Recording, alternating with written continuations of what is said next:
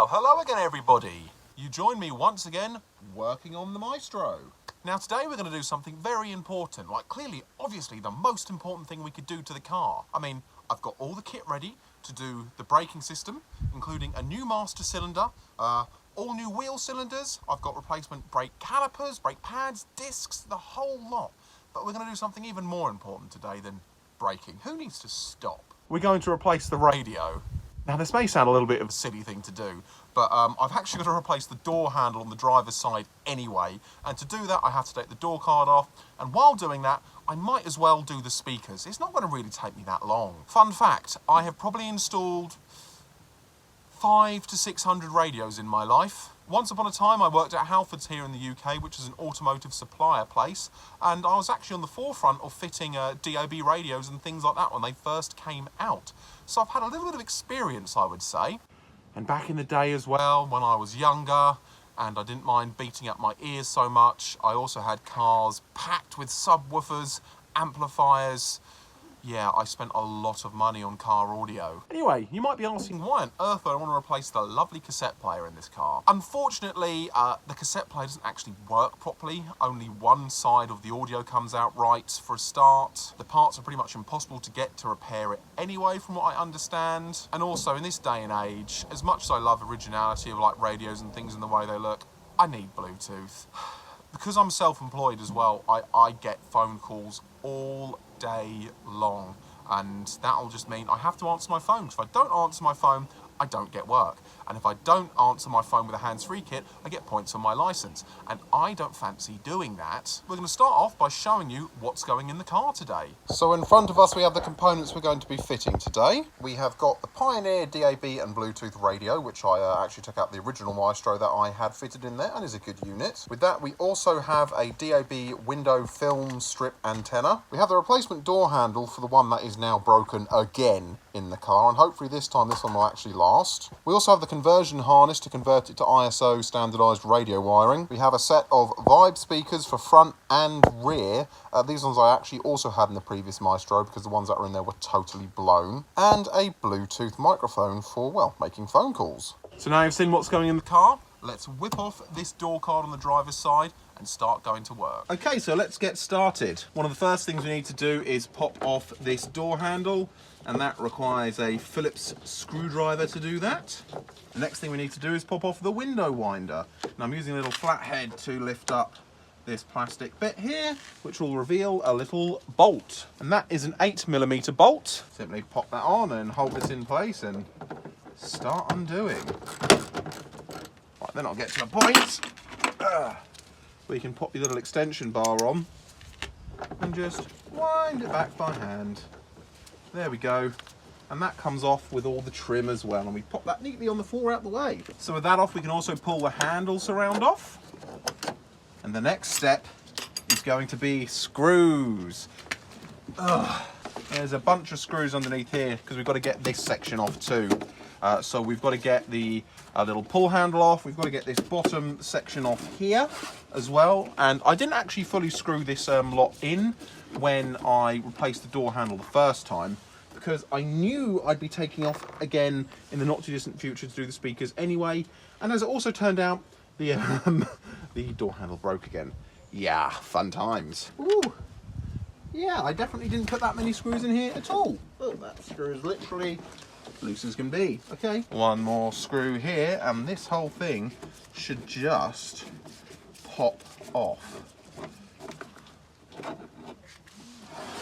So that is that bit of trim off. One more screw for this section here.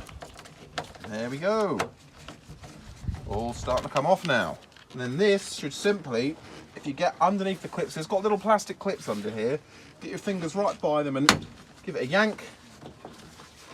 And the same up top here.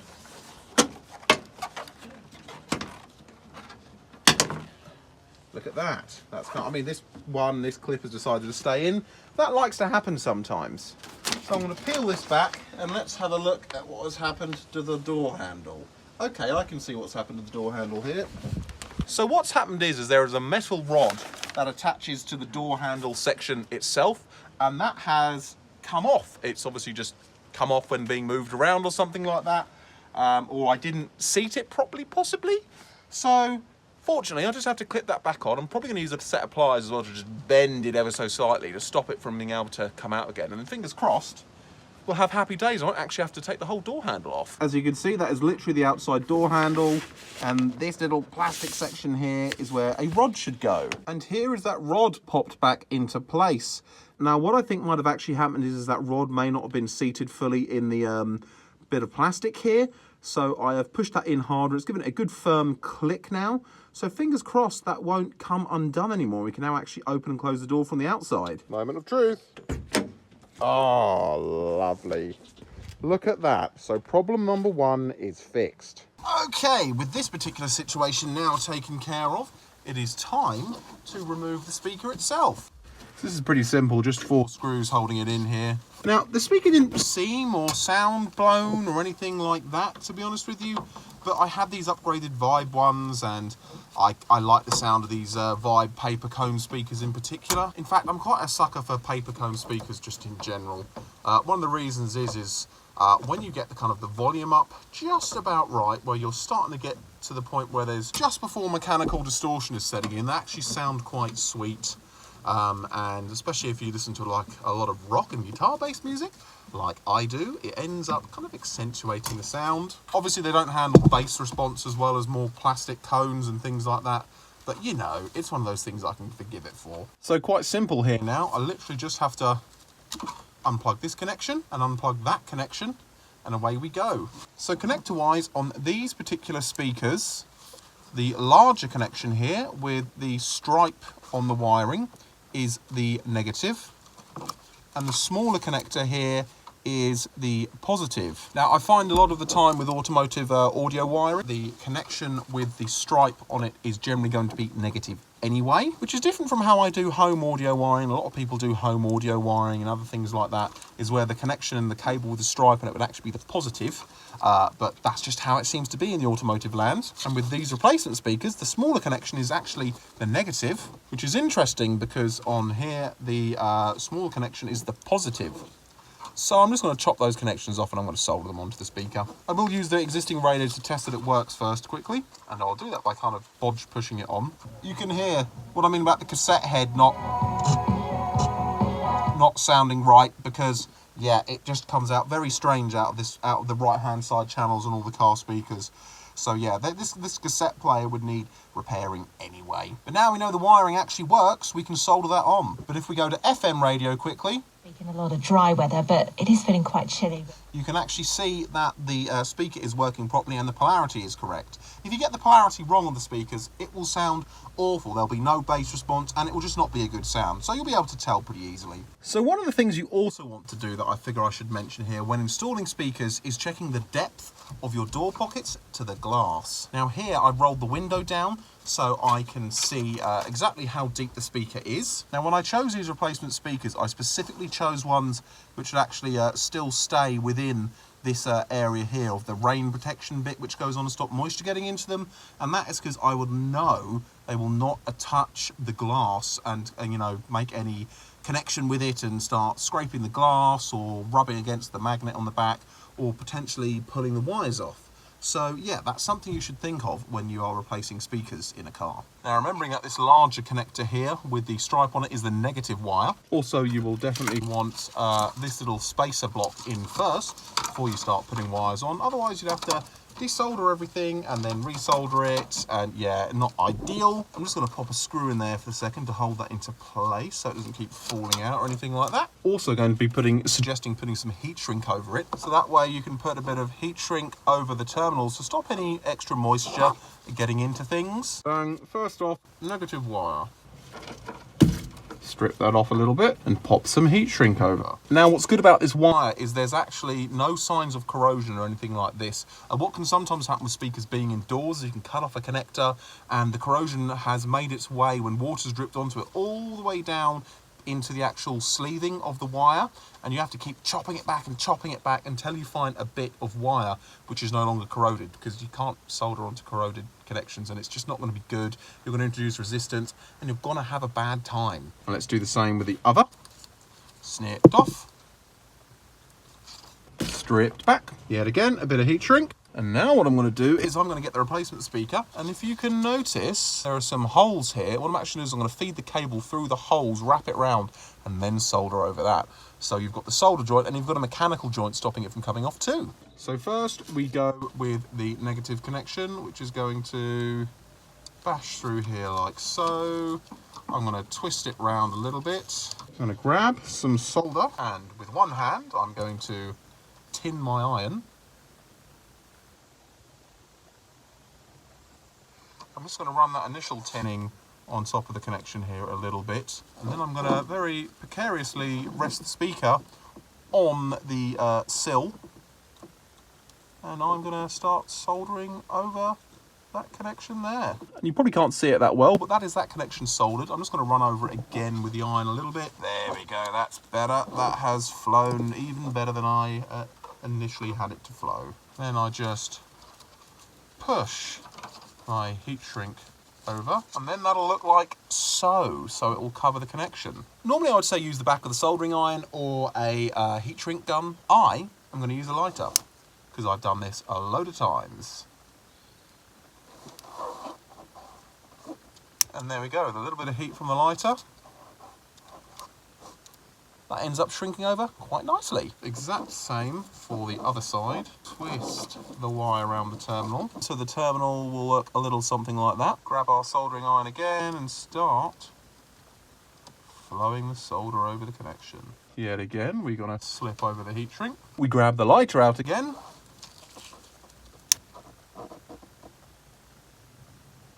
You don't hold it on there for very long, just like that. And then the residual heat will also help it shrink even more. Another little bing bong there. And that's it. That's that done. Some people might get funnier. Oh, cutting off the stock factory connections. It's my car. I don't care. It's a better connection. This is the way I want to do it. More reliable, nicer, much happier. And also, as I said, having installed so many radios, I've seen so many of those adapters fail and just cause problems as well. So now what I need to do is feed the wire in the door in a way that it will not interfere with the window when it comes up and down. Start running the screws in.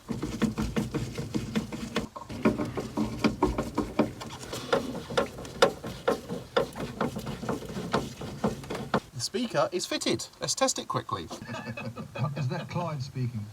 So there we go, that is working. One speaker done. It is just time now to reassemble the door card. And there we have it. The door card is now put on, and installation is pretty much a reverse of removal, as it says in every Haynes manual ever. I also fixed that clip that was broken off there, and we now have all the screws in. So this side is ready to go and the door handle is still working. Now what I'm going to do is, because I felt some rain, is I'm probably going to do this side off camera to get it done quicker and easier, because you don't really need to see the same exact process again. You've just seen what it looks like. Anyway, let me get that one done. And as you can see, the speaker is in and it does work. I have tested it. And there we go. Like the other side, this is now back together. And both the front speakers work perfectly. So yeah, I've just got to do the rears now. Oh, this is going to be fun with all the rubbish that's in my boot. So rear speakers here and here. And the way you access them is from underneath. So as you can see, this is the original speaker in the rear, and the cone is broken, which explains why it was sounding farty. I imagine what's happened is the glue has just gone bad over the years with probably moisture and age. So yeah, now I've got to get my screwdriver in there and remove these screws, which is going to be super awkward to do. Blimey, and would you look at that? This is absolutely seen better days. And I had a look at the other side, and that is also completely broken too. Wonderful. So this is the wiring and the colouring that we have here. So it should be the same negative and positive setup. However, what I'm going to do is I'm going to bring the old speaker inside, and I'll show you how to check the polarity of your speakers quickly. So now what I'm going to do is I'm going to do a little test that will show you the polarity of the speaker. Now this involves a 9-volt battery. Because on this speaker, the positive and the negative isn't marked, it's just really easy to get a 9-volt battery and touch it upon the terminals. And what you will see is, when you touch the positive of the battery to the positive terminal, and obviously negative to negative, the cone will fire outwards. Obviously, if you had the wires the wrong way around, it would go inwards, and that would mean your speakers would be out of phase with each other, and when they're working inwards anyway, they just do not sound right.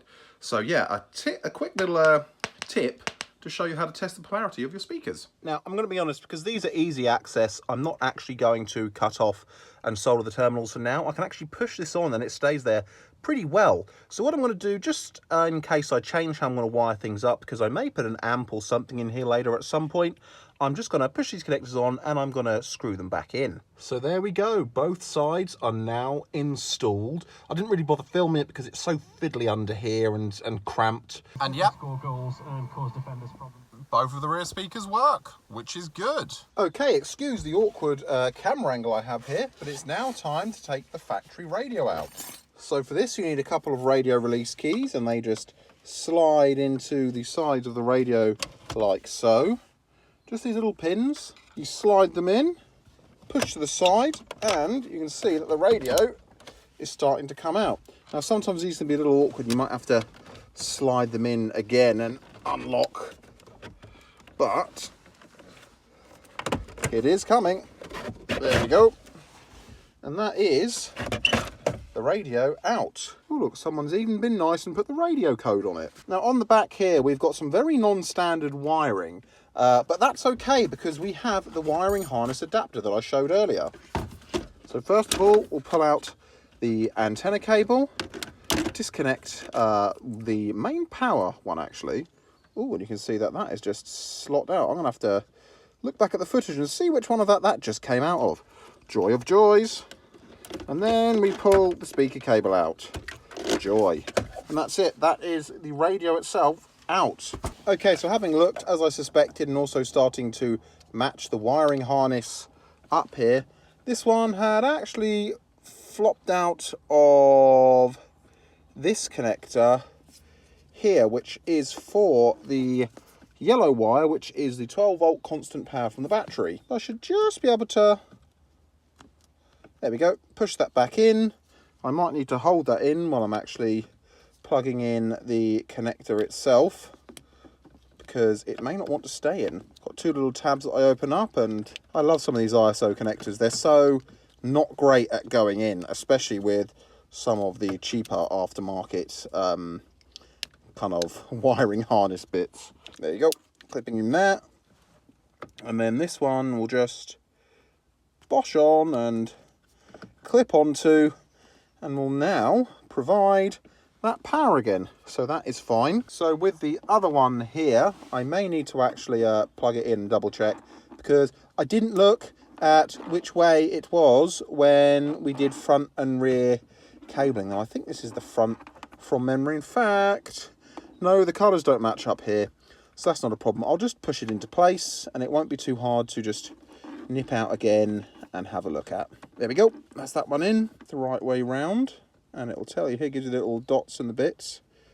So what I need to do is just plug the radio into it basically, and just see which is the front and rear when I do the actual test quickly.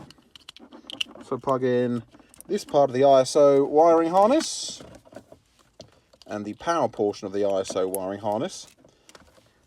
Now, I also have this here because at one point in the old Maestro, I actually had a CB radio and some amateur radio stuff because, spoiler alert, I'm also another massive nerd in other parts of my life, and I have an amateur radio license. So I've put the power on now, and if I go to Bluetooth audio, what I can do is connect my phone up quickly and actually test out if I got the front and rear speakers connected correctly. So yes, quickly testing, I have indeed got the speakers hooked up the right way, so that's great. We can go on with actually fitting the radio cage now. So now we have to fit in something that the original radio did not have, which is a metal retainer cage. Now this is for the aftermarket radios because they then have these little pins which also slide down here of a different design to allow them to go in and out. I have already pulled all the little metal tabs out the way, so if we push this over like so, this should then slide in. In fact, no, there is a metal cage of some sort here. Aha, I have been deceived. Here we go, yeah, look at these. So it has got some little metal retaining clips, which I'll need to keep with the radio in case I ever want to put the original one back in, which I doubt, to be honest. Yeah, now this radio cage should slide in, and it generally doesn't matter whether it's which way up you do it, whether you go top, bottom, flip it around, it's pretty much will work the exact same way around.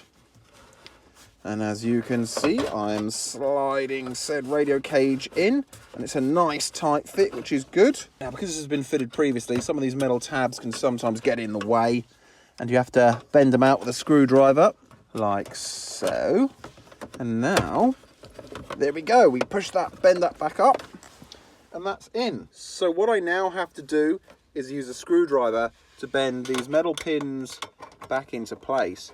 And what that does is that stops the radio cage being able to slide out. Because if you don't do that, what will happen is you can be accelerating and braking, and your radio can just fly out. So I'm now pushing down some of the metal clips. So with those metal clips now pushed by, it's not going to actually come out. So yeah, it doesn't matter what happens really. You can only get the radio out easily with the radio removal tools. So I haven't put it in all the way yet, but I just want to turn the ignition on and just have a little look and see how the radio is behaving. Obviously, as I said, I checked the polarity of the speakers and all those bits, and that is all correct, and the front and rear fade is working correctly. So I'm going to go to my Bluetooth audio and just double check that everything is still going good. There's Anthrax. We can't play that because that is copywritten music. So with that working, the next step is to fit the DAB antenna and the microphone for Bluetooth hands-free calls. And then once that is done, we can push this all home. So yeah, let's get going on fitting that antenna. Okay, so for the first step of actually fitting the DAB antenna, we need to pull down the window side trim here, and we actually then need to pull off these clips. Now these clips have been in for a long time, and they may not want to come out that easily. Which is pretty standard fare. As you can see, one of them did actually stay in the top lining here. That's not that hard. I just slide this bad boy back in, and yeah, that actually ended up coming out a lot better than I thought it would. So how these film DAB antenna window strips work is, so what you actually do is you have a sticky strip here which goes on the side of the metal frame and acts as a ground plane for the antenna. And this bit actually sticks on the window and acts as, I suppose, one of the parts of the antenna, because what it'll have is it'll have two elements on the antenna, essentially, and your vehicle will act as one of them. It'll probably go on, I imagine, something like this, I will think, probably straight up. So what I need to do is I need to get someone to clean the window quickly, and that way we're not going to worry about this lot all falling off and coming loose. Get your cloth, spray some glass cleaner on the area, give it a good wipe.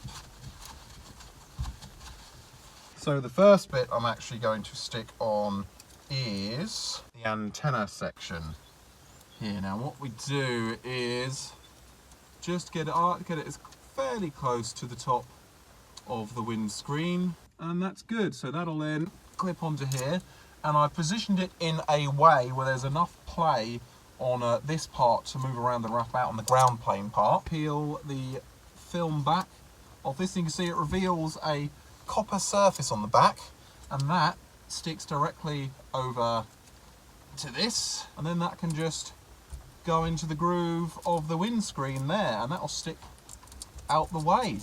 And that's it. That's pretty much the actual DAB antenna installed, and up there it's in a way where it's not in the way of line of sight or your vision when you're driving anyway, so it's fine. Then what I'll next do is, to keep this easier for this cable to keep it out of the way, is I'll actually feed it around this cable here, which I assume is for the lights or something. I'll wrap it kind of round it as I feed it down. Then you adjust that, and bang, that cable will pretty much stay mostly out of the way of things, and it sits in the actual cable groove channel. Also, there's this little bit of trim which I pull out the way to actually run the cable behind the dashboard, so it will come out by my feet. And you can see what I mean here. The cable will flow down this channel, go by the side of the dashboard. I just pull this out the way ever so slightly, and then the cable will go under there. And then I've pretty much just got to cable tie things up underneath so don't get in your feet when I plug it into the back. Now, it's a similar kind of thing with the microphone as well. What I'm actually going to do is feed this cable underneath the headliner here. It's got a little clip that it can go onto. So you just kind of pull. Oh, I'm going to be careful with this, because this is, yeah, this is quite old, and you can feel that it's got tape and things that are Ooh. Oh yeah, so yeah, that's actually coming down a bit there. But never mind, this headliner needs redoing anyway, to be honest. So that kind of is what that is. Oh, the headliner's actually... Now, this is the problem with some of these older cars, is that when moisture gets in and things like that, I mean, this glue is starting to go anyway. But when moisture gets in, what'll happen is the cardboard thing behind here, or whatever this polystyrene foam thing, but I can actually see, looking at this, that this has had a lot of moisture and a lot of rubbish behind it. So I'm probably just, yeah, not like ideal, because you need your microphone kind of in a way where the driver can see it. So this is going to be something on the list to do anyway. In fact, I'm just going to put it over on this section for now. I don't want to keep ripping back this any further. In fact, this hasn't even pulled the headline down here. It's just pulling the actual fabric off the little bit of nasty old, sticky, gunky, plastery board stuff. Not ideal, that. Not massively happy with that. But, however, as I said, it's going to get recovered probably very soon, I would like to think. So, yeah. And as you can now see, all the trim bits are back in place properly, how they should be. So, yeah, done correctly, basically. With all the wiring attached to the back of the radio, the microphone, the DAB antenna, obviously the FM antenna and the ISO wiring harness in, we can now push this back into place and test it. And then once we've tested it, we can pop it home for good. So as you can see, everything is now nicely cable tied, tucked behind carpets and managed, so there's no loose cables hanging around or anything that's going to fall out and get caught by your feet. Obviously back here, it's one of those difficult things because it's very exposed that you've got to kind of wrap the cables up carefully, and I've cable tied and put things kind of under the dash the best I can. And up top here, you know, I don't think it looks too bad. I have to say I'm kind of happy with how that came out. It means I have a nice place as well to keep my phone, which is good, and I can plug it in over USB and charge it and whatever at the same time. So yeah, I'm pretty happy all in all with how things came out. So that is the install of the radio and the speakers complete. Now this will be one of those times where I'd really like to show you what it sounds like, but obviously most music these days is copyright. But I do have an idea. This is a guitar effects processor plugged into the auxiliary input of the radio. And I play guitar. I think you can see where this is going.